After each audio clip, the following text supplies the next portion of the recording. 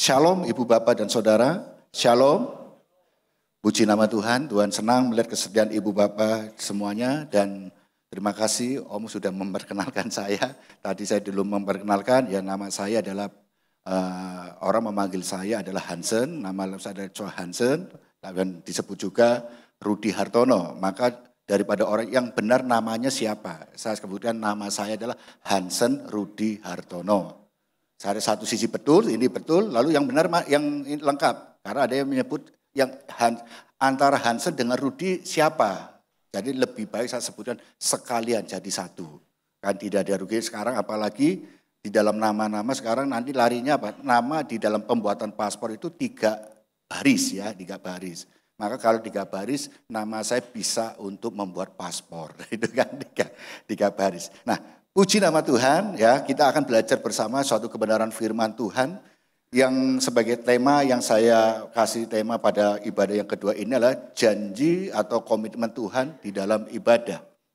Bahwa Tuhan senantiasa dalam setiap ibadah-ibadah yang Tuhan kepercayakan kepada kita, di mana Tuhan memberikan satu anugerah kepada kita untuk boleh beribadah, ada pernyataan atau ada janji yang Tuhan nyatakan untuk kita semua. Sehingga ketika kita melihat pada masa-masa pandemi, di mana banyak gereja-gereja yang dihimbau untuk tidak mengadakan ibadah, banyak orang-orang Kristen yang dulunya aktif beribadah, akhirnya kehidupannya menjadi hopeless.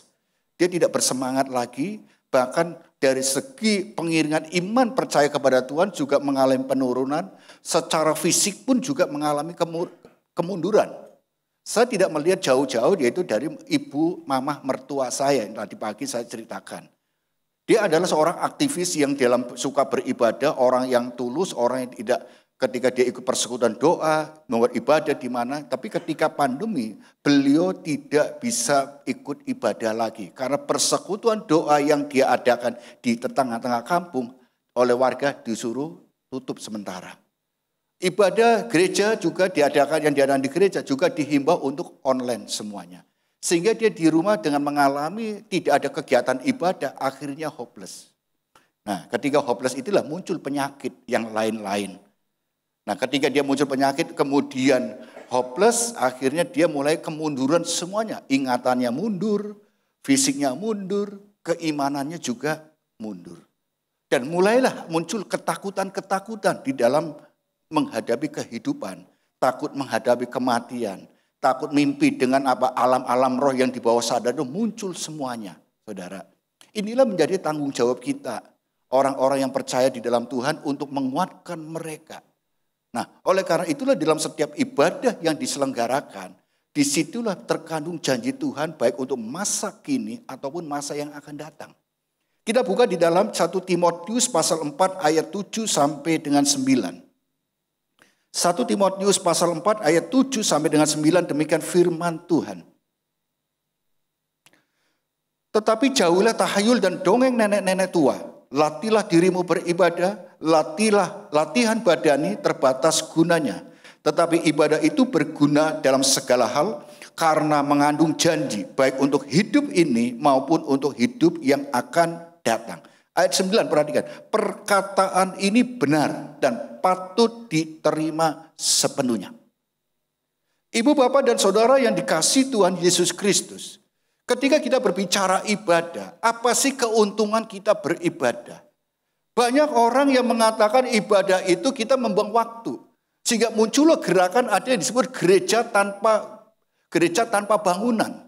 Mereka lebih sibuk gereja mereka beribadah lewat media sosial, YouTube dan lain sebagainya. Karena mereka terbatas waktu, karena aktif di dalam tugas, pekerjaan, bisnis semuanya, maka mereka tidak ada waktu untuk gereja, untuk beribadah. Sehingga mereka di jalan, muncullah gereja-gereja tanpa sekat, mereka beribadah di mobil, mendengar firman Tuhan, mereka beribadah setelah itu selesai. Bagi mereka beribadah itu membuang waktu. Ada juga yang mengatakan ibadah itu buat apa sih? Di ibadah itu kita memberikan persembahan. Di dalam beribadah itu kita memberikan semuanya. Kita berikan nanti yang khotbah paling berbicara tentang persembahan dan persepuluhan. Seperti kita ini ditagih. Di dalam ibadah ada orang yang mengatakan, kenapa kamu beribadah? Buat apa kamu ibadah juga? Karena di dalam ibadah kamu, toh di situ ceweknya sudah punya suami semua, cowoknya juga sudah punya istri semua, jadi kamu mau cari apa di situ? Buat apa? Ada juga banyak hal orang mengatakan buat apa ibadah dan tujuan apa engkau ibadah. Dan itu kembali ke motif hati kita masing-masing. Hanya diri kita dengan Tuhan yang tahu. Nah, ibu, bapak, dan saudara yang dikasihi Tuhan Yesus Kristus. Di dalam ibadah, ketika kita beribadah, maka kita ini mendengar janji Tuhan. Atau kita katakan kalau Tuhan yang berjanji, itulah komitmen, saudara. Apa bedanya komitmen dengan janji? Janji adalah apa yang kita ucapkan, itu janji. Tapi komitmen adalah berbicara apa yang kita janjikan itu sebelum kita membuai, sebelum kita mendapatkan, sebelum kita menggenapinya, maka tidak akan kita berhenti untuk berjanji terus. Jadi bedanya apa? Kok janji itu kadang meleset. Janji kadang tidak ditepati. Tetapi komitmen adalah setiap apa yang dijanjikan pasti akan dilakukan dan tergenapi. Apalagi Tuhan yang berjanji. Tuhan tidak pernah lalai akan janjinya. Tuhan juga tidak pernah setiap apa yang dijanjikannya itu berlalu. Tuhan juga tidak pernah apa yang dijanjikan itu dibiarkan terus mengalir tanpa ini. Tuhan pasti akan membuahi janji itu supaya janji itu tergenapi. Dan orang yang dijanjikan itu akan mendapatkannya. Amin. Orang yang dijanjikannya akan mendapatkan. Itulah janji Tuhan. Karena Tuhan berkata, aku akan menyertai engkau. Aku akan menyertai engkau. Sehingga setiap janji Tuhan selalu bersama dengan kita. Kenapa seringkali kita tidak pernah mendapatkan janji? Karena kita menggunakan cara berpikir dan tindakan kita. Ada satu pertanyaan dalam diri kita. Apakah orang percaya itu bisa gagal? Apakah kita orang yang percaya kepada Tuhan, apa yang kita kerjakan itu bisa gagal? Kalau kita memahami bahwa diri kita ini siapa, di dalam Tuhan tidak ada kata gagal. Kenapa ada orang gagal? Karena kita punya target. Maka ketika tidak tercapai target, kita katakan, aku gagal. Saya dulu punya target. Lulus SMA, saya mau bekerja, setelah bekerja saya mengumpulkan uang usaha sendiri. Dan ketika seandainya saya punya pikiran, kalau saya punya istri, saya menikah akan usia sekitar 25-26 tahun. Ternyata saya menikah umur hampir 30 tahun baru menikah. Kalau saya katakan target saya 25 tahun itu menikah, saya gagal. Karena saya baru menikah berapa tahun kemudian. Tetapi kalau kita kembali kepada apa yang menjadi kehendak Tuhan untuk hidup kita, Tuhan tidak pernah membuat kita itu gagal. Karena apa? Itu yang terbaik. Karena apa? Tuhan akan memberikan jodoh yang terbaik. Amin. Tuhan akan memberikan jodoh yang terbaik. Kalau saya yang penting 25 tahun, ada cewek, sikat aja sudah nikah. Yang penting nikah, target saya tercapai. Tapi belum tentu membawa suatu sukacita dan itu dari Tuhan. Karena orang percaya hidupnya adalah melakukan kehendak Bapa. Amin. Orang percaya itu melakukan kehendak Bapa, bukan kehendakku. Maka kalau kita yakin bahwa kita hidup untuk melakukan kehendak Bapa, tidak ada kata gagal. Orang gagal, karena aku pengen usaha ini, Tuhan kata, jangan usaha itu. Tapi kita maksa terus, gagal, rugi. Ya memaksa kamu. Karena kalau memaksa, Tuhan biarkan, silakan kamu. Resiko tanggung sendiri. Karena Tuhan kita bukan Allah yang selalu otoriter, tapi Tuhan memberikan free will kepada kita, kebebasan kita. Tuhan memberikan batasan, kamu melakukan ini gini. Setelah kamu putuskan sendiri. Ketika engkau memilih pilihanmu sendiri, resikonya ini. Ketika engkau mengikuti pilihan Tuhan, kehendak Tuhan, ini loh yang kamu akan dapatkan. Itulah pentingnya kenapa kita beribadah. Karena di dalam ibadah itu kita akan apa? Mendapatkan satu pengajaran. Gedor, ya kan, itu kan gerakan doa dan firman. Tadi kita dengar nyanyikan suatu marsnya. Di dalam ibadah kita mendengar firman Tuhan sehingga kita bukan hanya berakar tetapi bertumbuh. Berakar tapi tidak bertumbuh, maka itu kita akan tetap akan potong karena nggak pernah bertumbuh. Firman Tuhan kata, jika pohon ara tidak berbuah akan ditebang. Saudara menjadi orang Kristen tetapi tidak pernah bertumbuh, maka akan ditebang semuanya. Kita menjadi orang Kristen harus berakar. Karena dalam berakar itulah kita akan mendapatkan nutrisi-nutrisi. Di dalam kita berakar, kita menemukan sumber air kehidupan. Sehingga itu menjadi modal kita untuk bertumbuh. Dan pada waktunya akan berbuah. Itulah pentingnya kenapa kita beribadah. Untuk kita bertumbuh. Karena firman Tuhan yang ditaburkan itu akan bisa menjadi benih atau menjadi satu siraman atau pupuk untuk kita. Jadi tidak ada gak ada sia-sia ketika kita mendengar firman atau kita menaburkan firman Tuhan, tidak ada kata sia-sia. Saya selalu katakan kepada jemaat begini.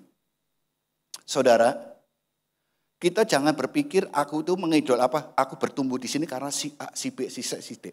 Saya katakan gitu. Jangan. Karena apa? Mereka itu punya andil masing-masing. Berapa generasi pemimpin kita yang telah memberikan kita makanan rohani. Yang telah memberikan benih firman Tuhan. Yang menyirami kita. Yang penting tugas kita adalah ketika kita mendengar, kita amini. Itu nanti akan bertumbuh dalam diri kita. Atau kita sebagai petugas, kita sebagai pemberita firman Tuhan. Ketika kita besuk ke rumah-rumah jemaat atau kepada siapa. Kita harus bersaksi. Beritakan firman. Entah itu firman Tuhan itu sebagai pupuk. Entah itu benih yang akan ditumbuhkan. Atau itu sebagai siraman air. Itu tugas kita. Tetapi yang menumbuhkan adalah Tuhan. Entah nanti setelah kita tumbuhkan itu nanti buahnya ini siapa yang metik? Bisa kita yang metik, gereja kita yang metik, persekutuan kita yang memetik, atau mungkin pihak lain, gereja lain yang memetik. Tetapi itu jiwa adalah miliknya Tuhan. Karena kalau kita kembalikan, kita pun juga kadang memetik hasil siraman, hasil benih firman daripada pihak lain juga. Kadang kita harus fair juga kita. Maka saya katakan, tugas kita adalah memberitakan firman. Tugas kita adalah untuk menyiram. Tugas kita adalah untuk memupuk. Selanjutnya Tuhan yang menumbuhkan. Nanti jiwa itu jika kita bisa dipercaya untuk perkara yang kecil, maka Tuhan akan percayakan kepada kita. Kalau jiwa yang ada dalam yang Tuhan percaya kepada kita, kita pelihara dengan baik, pasti akan Tuhan pelihara, akan kembalikan kepercayaan itu akan diberikan kepada kita. Simple kita katakan. Nah, saudara yang dikasih Tuhan Yesus Kristus, komitmen atau janji dalam ibadah, ya lanjut.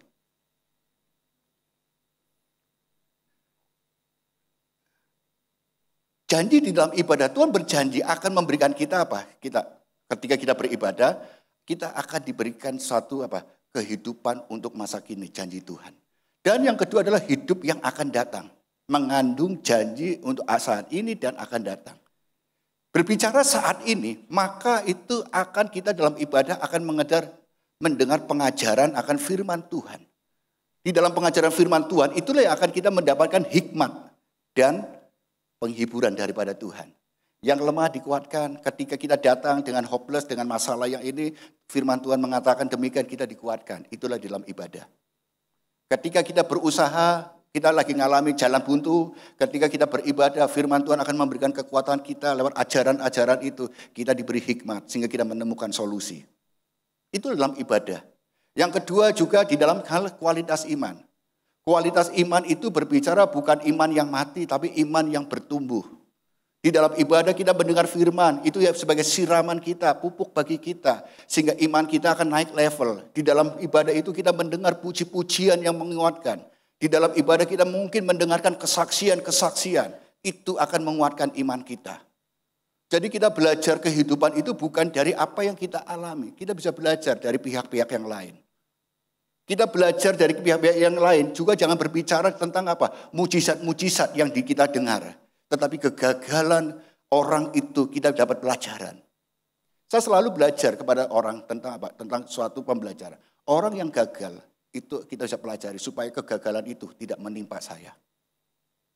Jadi jangan kita berpikir kesaksian itu selalu berbicara yang sukses, sukses, sukses, sukses. Kegagalan itu juga sebagai pembelajaran untuk kita semua. Bagikan saja. Sehingga cukup saya yang mengalami demikian. Tapi ibu bapak yang mendengar kesaksian ini jangan mengalami. Karena saya sudah mengalaminya. Itu membantu saudara kita dalam suatu ibadah persekutuan kita. Karena saudara kita semua ini adalah apa? Orang yang kita cintai, yang Tuhan percayakan untuk kita berbagi kasih. Di dalam satu persekutuan gerejawi. Kemudian ada keserupaan. Setelah iman kita tumbuh, maka keserupaan dengan Kristus. Karena apa? Kita kuat menghadapi situasi kondisi yang sulit. Yang Tuhan izinkan untuk membentuk karakter kita. Ketika karakter kita terbentuk, bahasa Alkitab katakan buah roh, maka itu akan membentuk dimanapun saudara ditempatkan, dimanapun saudara dipercayakan, saudara tetap menjadi pribadi yang menjadi terang untuk semua orang. Di sini ada rekan-rekan kita, mereka adalah abdi negara. Kalau tetap karakter Kristus terpancar, maka di tengah-tengah lingkungan yang mungkin yang berbeda, tetap menjadi terang dimanapun. Dan juga kita dimanapun kita berada, kita tetap menjadi terang. Saya tinggal di rumah saya ada di tengah kampung, saudara. Di tengah kampung. Mereka tahu saya ini pendeta. Sehingga ketika kadang-kadang mereka kerja bakti itu hari Minggu, ngadakan kerja bakti hari Minggu. Waktunya saya kan ke gereja. Kerja bakti jam 6. Saya jam 8 ibadah, tapi jam 7 saya harus ke gereja sudah. Ibadah mulai jam 8, jam 7 saya harus ke gereja. Persiapan. Jadi apa mereka? Katakan, Pak Rudi nggak usah ikut kerja bakti. Kasih uang aja. Jadi kalau di tempat kami ada aturan kalau kita nggak ikut kerja bakti, kita ngasih uang 25.000. Saya kata, oh enggak. Kadang saya kasih, kadang enggak. Enggak, saya ikut kerja bakti jam 5:30, saya sudah bangun. Saya sudah keluar, saya mulai bersih-bersih dulu 5:30. Jadi mulai tank itu jam 6 kurang, saya sudah mulai bersih-bersih. Mana lingkungan depan rumah dulu, nanti baru sampai jam 6:30 saya masuk. Tak tinggal dulu ya. Oh iya Pak, tak tinggal. Saya tinggal, karena saya persiapan untuk ibadah. Mobil saya keluarkan dulu, parkir pinggir jalan besar. Karena kalau sudah kerja bakti, mobil nggak bisa keluar. Jadi 5:30 itu saya keluarkan mobil, terus jalan, terus kerja bakti dulu semuanya. Jadi kita bisa mengatur semuanya. Karena keserupaan kita harus menjadi saksi, menjadi garam dan terang bagi lingkungan kita. Supaya orang dunia melihat Kristus yang ada di dalamku itu nyata atau tidak. Kekuatan Allah yang ada dalam diri kita nyata atau tidak. Itu dilihat oleh dunia. Nah saudara, janji Tuhan, kandungan janji Tuhan yang hidup yang akan datang itu berbicara tentang keselamatan kerajaan Allah. Saudara. Nah ya lanjut. Kita lihat tentang ibadah yang pertama. Di dalam ibadah kita mendengar pengajaran firman Tuhan. Dalam ibadah kita mendengar pengajaran. Karena di dalam ibadah kita akan dibagikan firman. Ditaburkan firman Tuhan. Di dalam 1 Timotius pasal 4 ayat 6 dikatakan demikian. Dengan selalu mengingatkan hal-hal itu kepada saudara-saudara kita, engkau akan menjadi seorang pelayan Kristus Yesus baik terdidik dalam soal-soal pokok iman kita dan dalam ajaran sehat yang telah kau ikuti selama ini. Di dalam ibadah kita akan mendapatkan makanan-makanan yang sehat. Firman Tuhan yang sehat. Tetapi kalau kita ibadah di rumah hanya melihat dari YouTube, kadang itu racun-racun yang mengaruni kita. Perdebatan sana, perdebatan sini itu terjadi. Sehingga tidak akan pernah bertumbuh kita. Pikiran kita justru marah akhirnya terbawa. Tapi kita ke ibadah di gereja yang gereja Tuhan, gereja yang diakui oleh pemerintah, gereja yang mengajarkan ajaran yang benar, maka itu akan menjadi makanan-makanan yang sehat untuk kita. Saudara, dan kita akan menemukan dalam gereja yang sehat, maka gereja yang tumbuh dan kuat, memiliki ajaran yang kuat juga. Itulah yang disebut dengan teologi. Saya mau tanya, apakah teologi itu firman Tuhan? Teologi bukan firman Tuhan. Karena firman Tuhan adalah firman Tuhan, itu adalah firman Allah. Yaitu apa? Alkitab ini adalah firman Tuhan. Teologi itulah hasil pemikiran, hasil tafsiran dari orang. Seperti saya berkhotbah, apa yang saya bagikan kepada ibu bapak itu adalah teologi saya. Apa yang saya ajarkan kepada ibu bapak pada siang hari ini bisa juga berbeda dengan pemahaman dari ibu bapak semuanya. Karena teologi itu adalah bisa berbeda pandangannya satu dengan yang lain. Tapi firman Tuhan adalah kebenaran yang murni, sejati, tidak bisa dibantahkan oleh siapapun. Maka kalau dalam bahasa Yunani, kata kebenaran firman Tuhan itu adalah aletheia. Kebenaran sejati, tidak boleh ditafsirkan. Tidak boleh ini tidak akan mungkin keliru. Tapi kebenaran manusia yang hasil tafsiran manusia adalah dikaiosune. Artinya apa? Bisa berbeda satu dengan yang lain. Dalam doktrin gereja satu dengan gereja yang lain bisa berbeda karena berdasarkan tafsiran. Ketika kita beribadah di gereja yang sehat, gereja yang bertumbuh, gereja yang menjadi bagian daripada tubuh Kristus, gereja yang takut Tuhan, maka kita akan melihat ajaran-ajaran yang sehat. Dan itu akan menguatkan pikiran kita dan turun ke hati. Saya teringat kadang-kadang kita diskusi dengan Om Julius. Firman Tuhan itu jangan hanya di otak. Turunkan ke hati. Karena kalau di otak kita hanya berbicara logik dan tidak logik. Masuk akal atau tidak masuk akal. Benar, salah. Gitu. Terus kemudian kalau kita bicara otak, maka untung, rugi. Tetapi kalau kita firman Tuhan diturunkan ke hati, akan melahirkan motif hati yang murni, saudara. Sehingga apa? Menyentuh perasaan kita. Dikendalikan, hati kita disentuh, maka muncullah pemikiran yang jernih, perkataan yang jernih, yang benar, maka tindakan kita benar. Kalau lahir dari mana? Firman Tuhan diturun ke hati, karena hati kita ini dimurnikan. Maka firman Tuhan dalam Injil Matius katakan berbahagialah orang yang suci hatinya. Karena mereka yang akan hidup dunia ini. Engkau harus punya kesucian hati, ketulusan di dalam melakukan.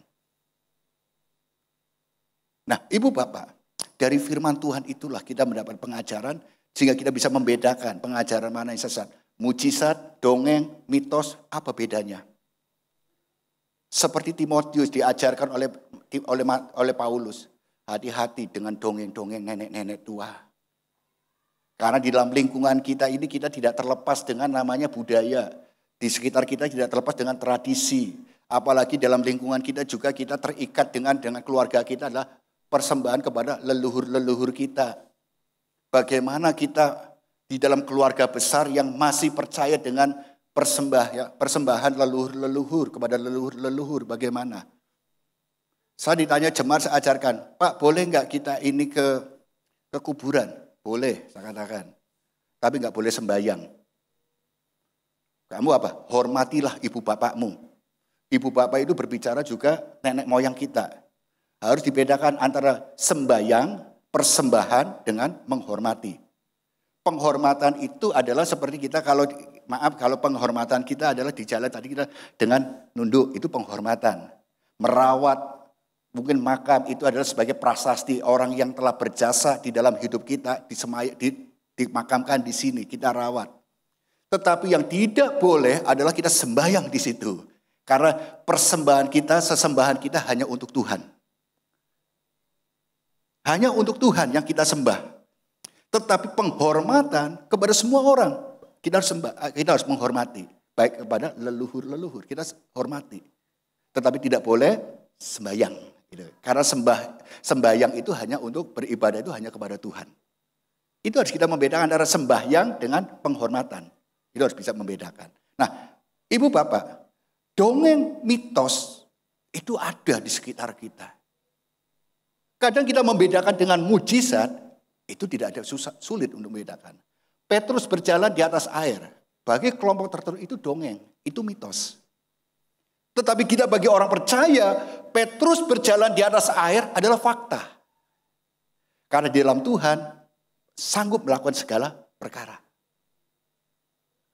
Oleh firman Tuhanlah di dalam ibadah itu kita bisa ditegurkan mana ranah mitos, mana ranah legenda, mana dongeng, dan mana ini kuasa Tuhan. Kita bisa dikuatkan di situ. Kemudian di dalam kita mendengar firman terus dan membaca firman Tuhan, maka lama-lama akan menjadi rema. Di dalam kesulitan, kesusahan, firman Tuhan akan berbicara kepada dia, muncul di dalam pikiran kita. Itulah rema. Tuhan akan menguatkan kita dengan kebenaran-kebenarannya.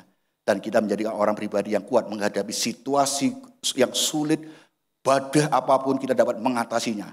Itu kata rema. Kemudian dari firman Tuhan itulah kita mendengar akan melahirkan iman yang berkualitas. Di dalam Roma pasal 10 ayat 17 dikatakan demikian. Jadi iman timbul dari pendengaran dan pendengaran oleh firman Kristus. Jadi iman timbul dari kita mendengar firman. Firman apa? Firman yang sehat. Firman yang dari Yesus Kristus. Dan kalau kita lihat firman dari mana? Firman yang bersumber dari firman Tuhan Alkitab kita inilah.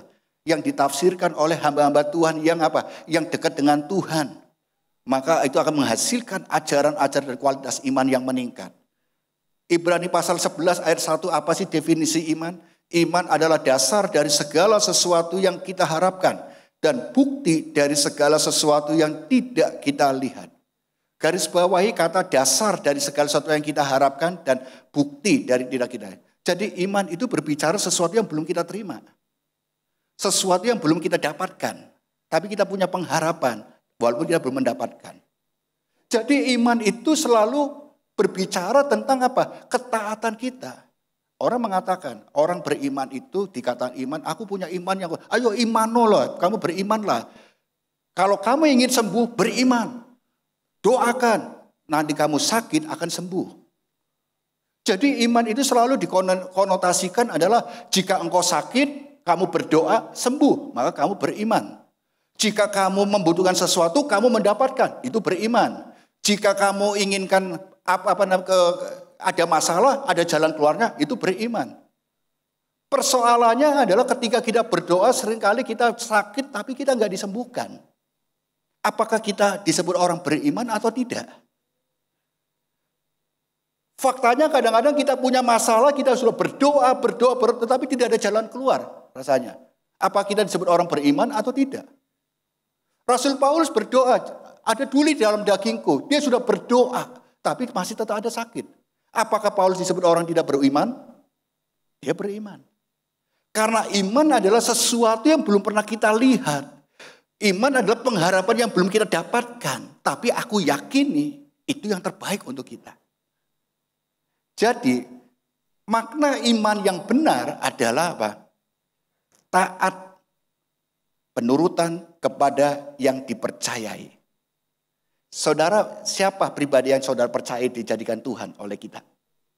Siapa pribadi itu? Yesus Kristus.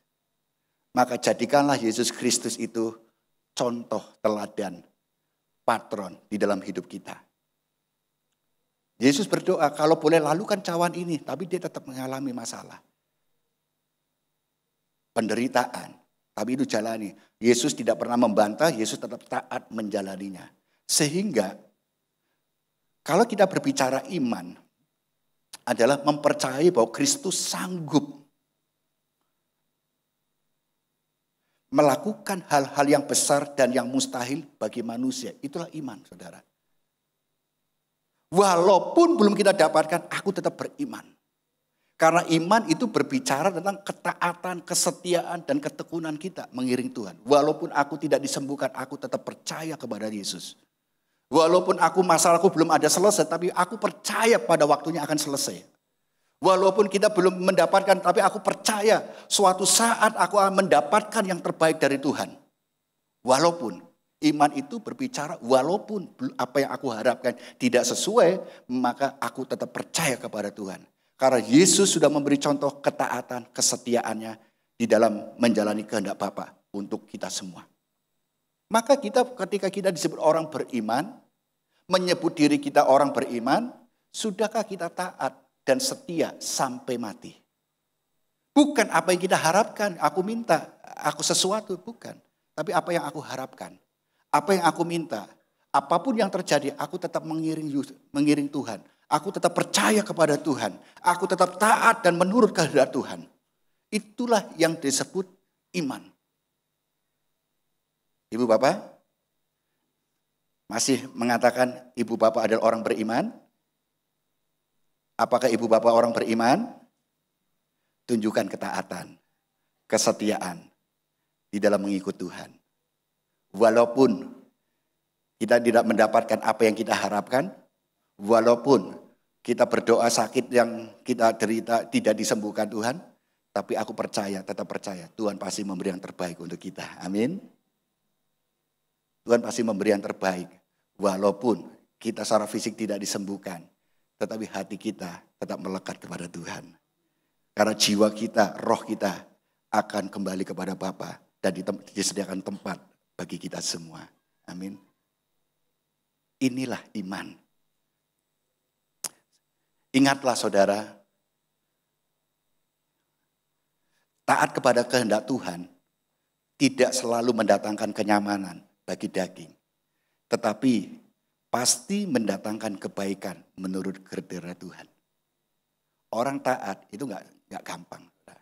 Orang taat setia itu sakit, saudara. Karena kita harus apa?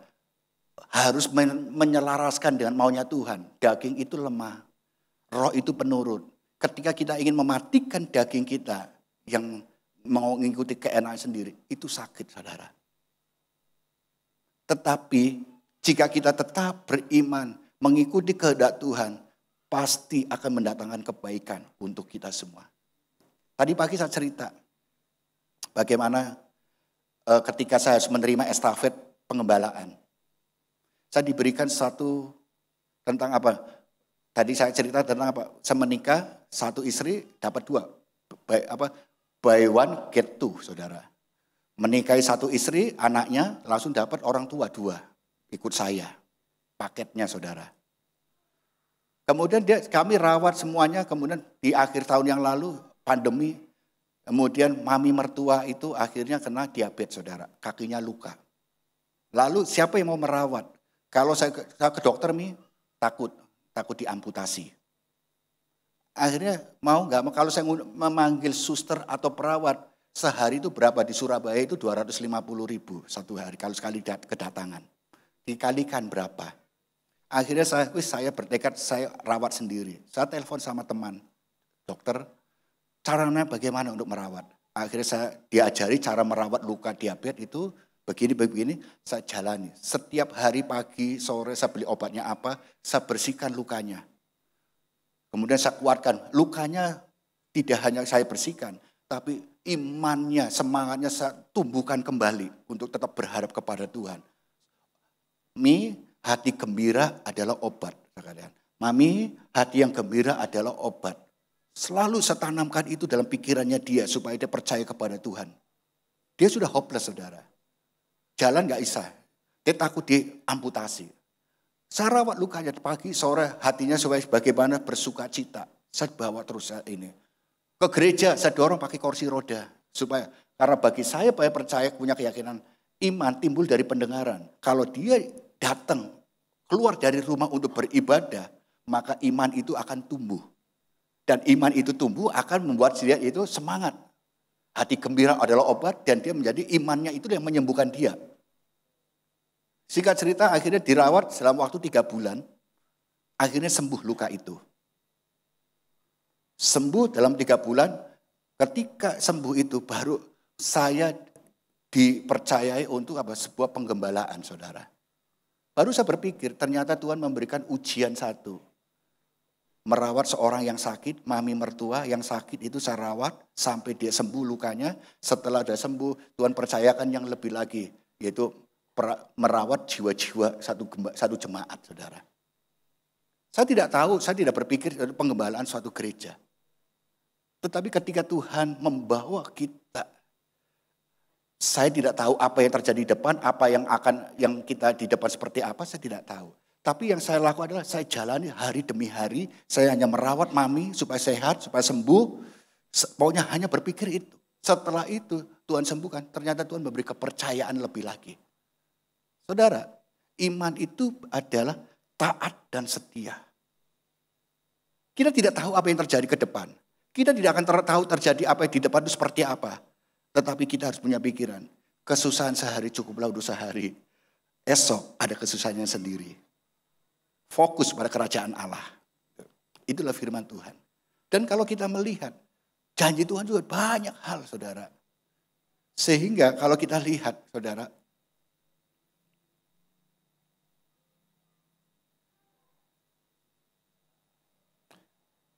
ketika iman kita bertumbuh, maka akan memunculkan satu tindakan kita ini bisa membangun diri, saudara. Ya, next.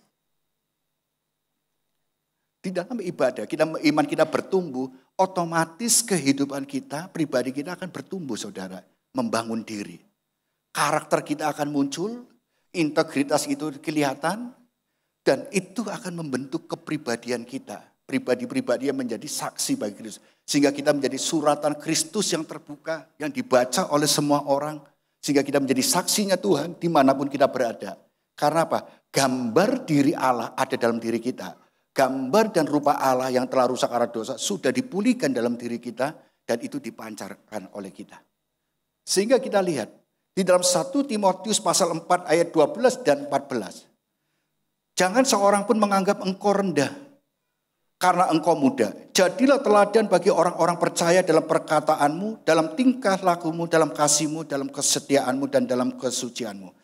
Jangan lalai dalam mempergunakan karunia yang ada padamu, yang telah diberikan kepadamu oleh nubuat dan dengan penumpangan tangan sidang penatua. Pak Timotius diberi nasihat, jadilah kamu muda, tapi jangan bingung kamu muda, tetap jadi teladan.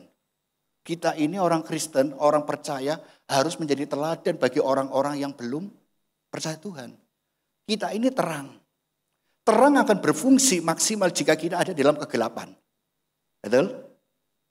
Coba kamu bawa lilin, taruh di kegelapan, nyala. Tapi saudara nyalakan lampu di sini, nggak ada fungsinya. Karena apa? Sini udah terang. Engkau harus keluar, baru nyalanya terang. Dan itu dilihat oleh semua orang. Tetapi ada kadang-kadang muncul apa? Orang melayani tapi sikapnya tidak ada perubahan. Saya pernah melayani suatu gereja. Saya naik sepeda motor, saudara. Naik sepeda motor di perempatan. Saya sudah ini mau jalan dari jauh, cepat mungkin ini. Buru-buru. Saya mau ditabrak, saya ngerem, bruk, langsung. Ibu ini pakai helm, saya juga pakai helm, saya tutup ini, saya dimaki-maki. Kebun binatang keluar semua, matamu ini dimaki-maki. Saya kaget, naik motor itu mau ditabrak, saya mau ditabrak, saya udah benar kok dimaki-maki orang itu. Setelah itu saya diem aja, saya diem aja ini karena saya merasa benar, tapi dia dapat ribut, dia buru-buru, terus langsung bus jalan. Nah ini, hanya banding mentak-mentak tapi nggak minta maaf, langsung bos. Saya ikuti belok juga, saya belok, ternyata dia berhenti apa? Dia ngeliat belakang, loh kok ada orang ngikuti saya, gitu kan?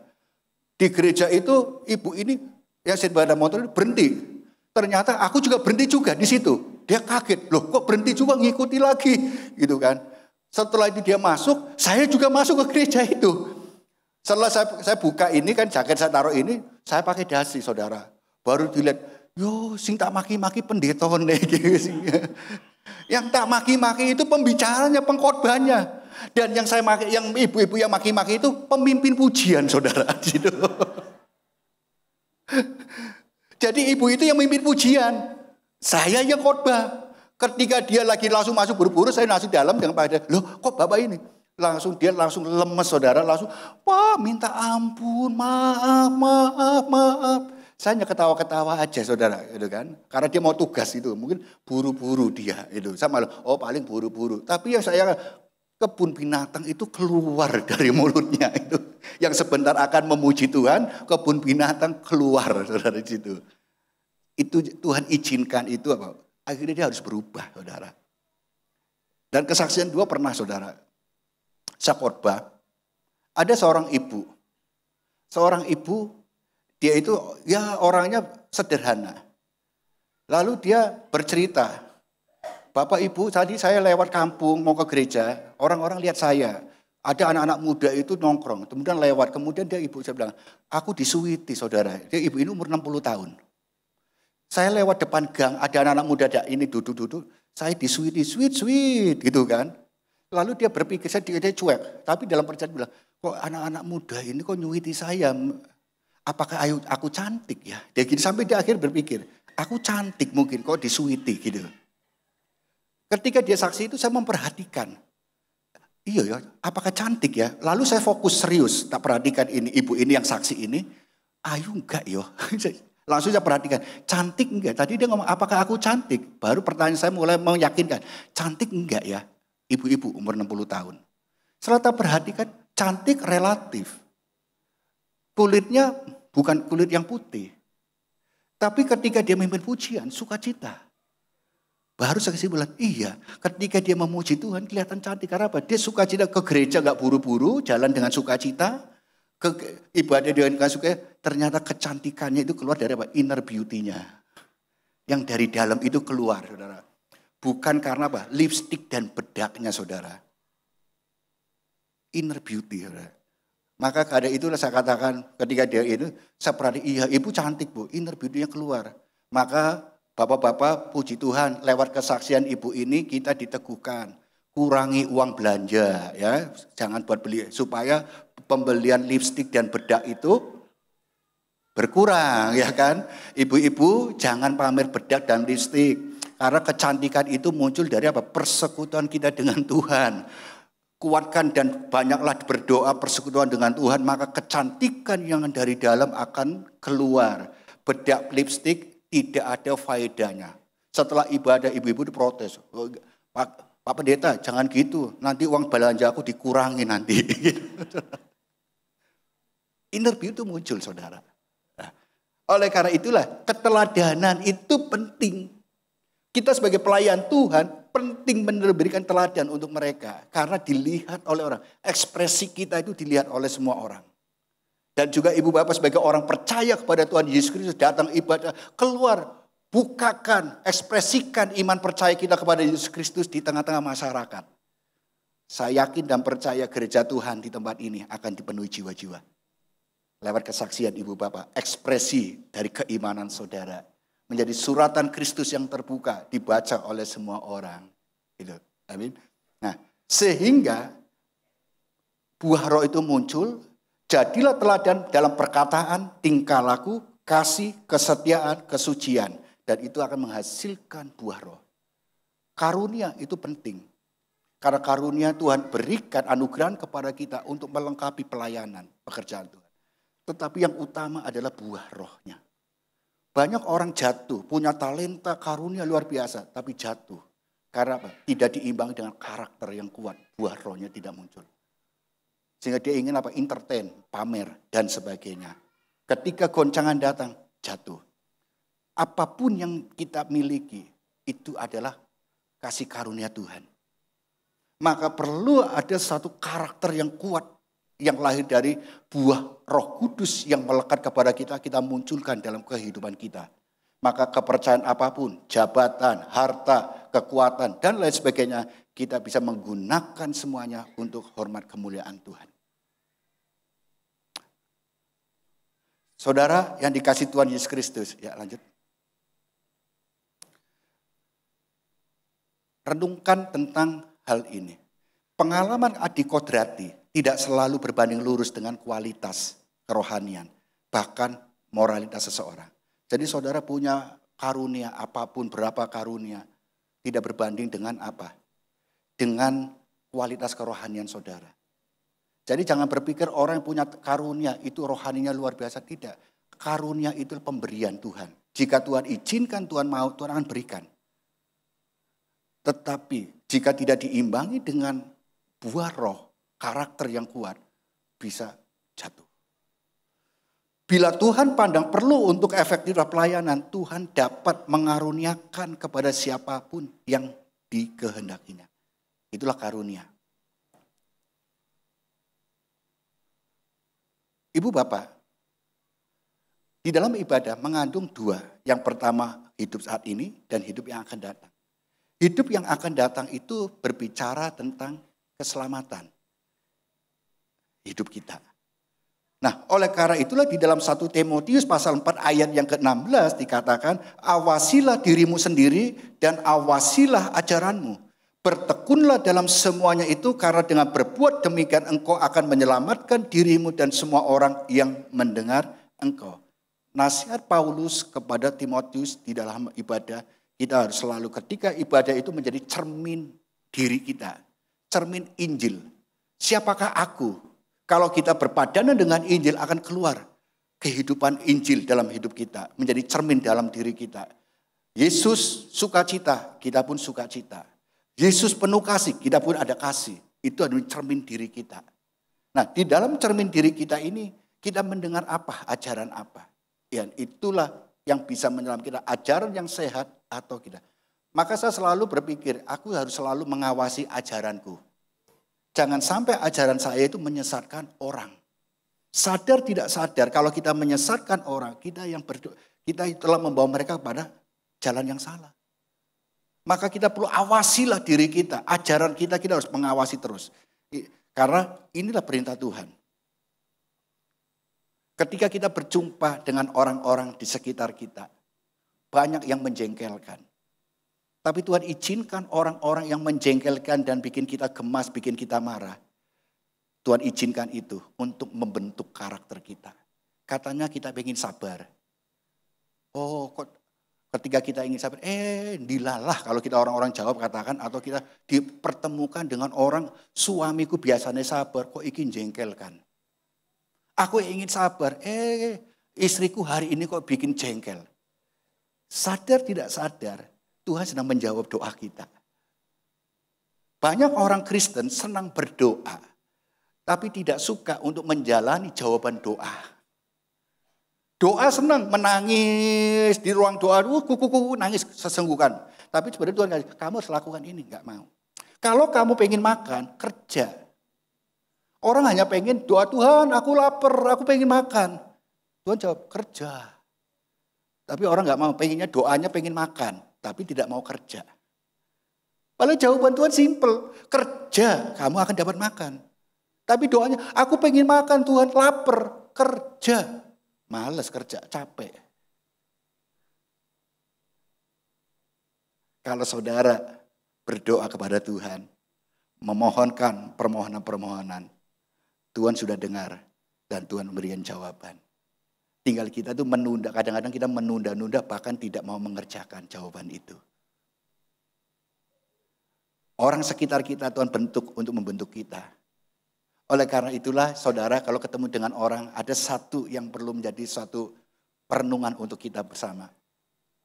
Ya, lanjut. Kalau kita lanjut silakan. Saudara, ketika kita berjumpa dengan orang sekitar kita, besi menajamkan besi, sesama manusia menajamkan sesamanya. Saudara akan berjumpa dengan orang-orang menjengkelkan. Saudara, kalau saudara berjumpa dengan mereka, perhatikan, bencilah sifat dan perbuatannya, bukan orangnya. Jikalau membenci orangnya, maka tanpa sadar kita sedang membenci penciptanya. Manusia diciptakan dari debu tanah. Kemudian Allah menghembuskan rohnya kepada kita sehingga kita disebut manusia yang hidup.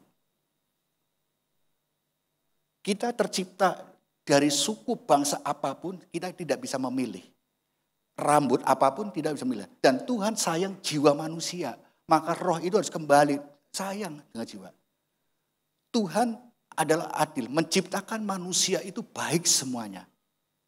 Persoalannya manusia yang telah jatuh di dalam dosa selalu dibuai oleh dosa itu. Diganggu oleh iblis yang memusuhi manusia untuk ditarik kembali. Maka apa? Bencilah sifat dan perbuatan manusia itu. Jangan orangnya.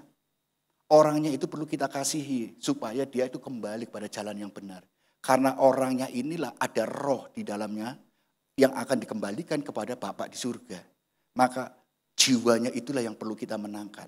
Manusia itu ada jiwa. Maka perlu kita menangkan untuk kembali kepada Bapa di surga.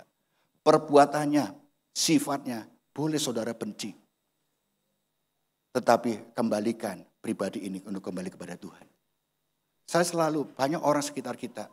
Saya katakan pada benci orang, benci sifatnya, benci perbuatannya.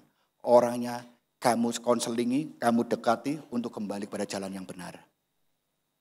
Karena dia harus kembali kepada Bapa. Rohnya yang harus kembalikan. Jiwanya kembalikan kepada Bapa. Bukan perbuatannya. Perbuatan itu, sifat itu kadang dibuai oleh iblis, saudara. Saya teringat diskusi dengan Om ketika di perjalanan di mobil. Ayo, kalau zaman perjanjian lama, malaikat selalu tampil. Menunjukkan dirinya, ya Om ya, gitu kan. Lalu dalam perjanjian baru juga ada malaikat. Lalu dalam zaman sekarang ini, malaikat itu dalam rupa apa? Itu kami pernah diskusi dengan Om di jalan. Om kasih peran dalam bentuk apa ya? Ternyata jawabannya adalah simpel. Orang-orang yang Tuhan pakai untuk menolong kita. Jadi kalau kita lihat Tuhan, malaikat ada sekitar kita nolong memberikan ini. Kita zaman sekarang ini kita tidak menemukan. Tapi apa? Orang-orang yang Tuhan pakai sebagai malaikat untuk kita. Ketika kita lapar, ada orang tahu-tahu datang bawa makanan. Oh itu malaikat yang Tuhan suruh untuk bawa kita. Ketika kita mengalami kesulitan, saya jujur mengalami banyak hal. Ketika saya mengalami kesulitan waktu pandemi, itu banyak hal yang saya alami. Uang saya tinggal 300.000 uang itu. Dan itu uang sekolah segala macam itu anak-anak itu. Lalu kita uang 300.000 buat apa? Kemudian saya olah, ayo kita jualan. Istri saya bilang, kamu kan bisa online, ayo kamu jualan. Kita mau berusaha untuk mencari tambahan untuk biaya. Karena itulah pembelajaran untuk saya, hidup itu jangan dengan cicilan, saudara. Saya mencicil, saudara. Cicilan ini akhirnya habis. Ketika pandemi, drop. Jadi saya berusaha untuk cari apa. Dan akhirnya ada jalan keluarnya semuanya. Terakhir kemarin, ketika dalam kondisi saya harus membayar anak-anak itu, ketika saya mulai pengembalaan, kondisi keuangan ini, sadar tidak sadar, saya dikasih uang oleh orang dalam kondisi saya ada masalah dengan perbukitan, saya dikasih berkat, kemudian saya kembalikan. Karena bagi saya itu suatu hal yang penghinaan bagi saya. Jadi saya nggak tahu isi amplopnya berapa, saya tidak tahu, saya kembalikan. Terima kasih, saya terima, saya sumbangkan lagi. Karena mereka sudah pribadi, sudah membuat suatu penyakitan saya. Berapa hari kemudian, saya tetap melayani ibadah, kemudian ada seorang ibu umur 84 tahun. Datang ke saya, kemudian, Pak Gembala, ya saya dapat titipan dari anak saya. Apa? Ini suruh sampaikan ke Pak Gembala. Oh iya, terima kasih. Ya. Setelah itu saya buka, pernah sampai rumah saya buka, saudara. Ternyata uang. Uang itu senilai 5 juta, saudara. 5 juta. Baru saya tahu kemarin ketika saya berjumpa dengan seseorang yang bagian keuangan yang memberi uang saya tanya, Sajane kamu maaf ya aku mau tanya, kamu tuh dikasih uang suruh kasih ke saya itu nilainya berapa? Yang amplop saya kembalikan, saya katakan itu. Berapa sih nilainya? Oh enggak usah, enggak aku mau jujur mau tanya ya supaya aku enggak penasaran. Saya sebutkan angka yang sama, ini ya? Iya. Saudara, saya berpikir pada waktu itu, lebih mulia kita itu menerima sesuatu yang dari Tuhan ketimbang karena belas kasihan, saudara. Itu kan. Jadi Tuhan menolong malaikat Tuhan itu, orang anaknya itu saya nggak kenal, saudara. Ibu ini adalah seorang janda umur 84 tahun. Habis ibadah dia datang nemui saya, Pak, saya ada titipan dari anak saya. Saya nggak kenal anaknya. Oh ya terima kasih, saya WA, tante sampaikan salam ya ini. Oh iya. Kemudian setelah saya buka, nilainya Tuhan 5 juta. Dan sama, ini peristiwa ini 2 tahun yang lalu, 1,5 tahun yang lalu, 6 bulan yang lalu lah, 1 tahun yang lalu, nilainya sama saudara ternyata. Tuhan memakai banyak orang. Malaikat-malaikat Tuhan yang dalam bentuk diri manusia inilah yang Tuhan pakai. Saudara, jangan minder, jangan rendah hati, jangan rendah diri, jangan kita menganggap diri kita tidak punya siapa-siapa. Mungkin kita sendiri, tapi Tuhan beserta dengan kita 24 jam. Tuhan tahu apa menjadi tangisan kita.